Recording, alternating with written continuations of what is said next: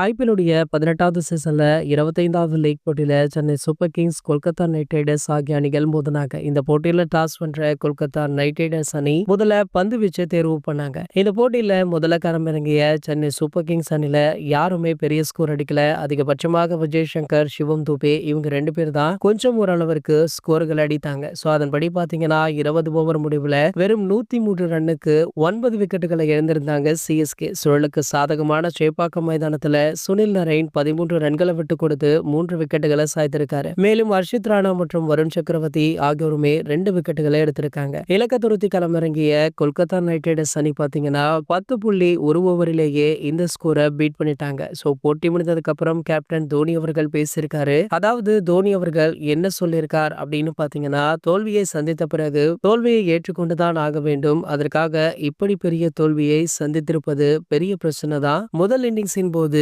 பந்து மிகவும் மெதுவாக வந்தது. இதனாலதான் அதிரடியாக ஆட முடியல. அணியுடைய ஓபனர்கள் மிகவும் திறமையானவர்கள். இருந்தாலுமே பந்துகளை லெக் சைட், ஆஃப் சைட் ஆடும்போதுதான் பிரச்சனையை சந்திக்கிறாங்க. இந்த பிரச்சனையை உடனே சரி பண்ணணும். இனிவரும் அனைத்து போட்டிகளுமே ரொம்ப முக்கியமான போட்டி. அதனை உணர்ந்து செயல்படுவோம். பார்ட்னர்ஷிப் அமைப்பது மிகவுமே முக்கியம். இது குறித்து அமர்ந்து பேசுவோம் அப்படின்னு பேசியிருக்காரு. இது போன்ற கிரிக்கெட் செய்திகளை பத்தி நீங்க உடனே தெரிஞ்சுக்க நம்மளுடைய கிரிக்கெட் நியூஸ் அப்டேட் சேனலை மறக்காம சப்ஸ்கிரைப் பண்ணிக்கோங்க.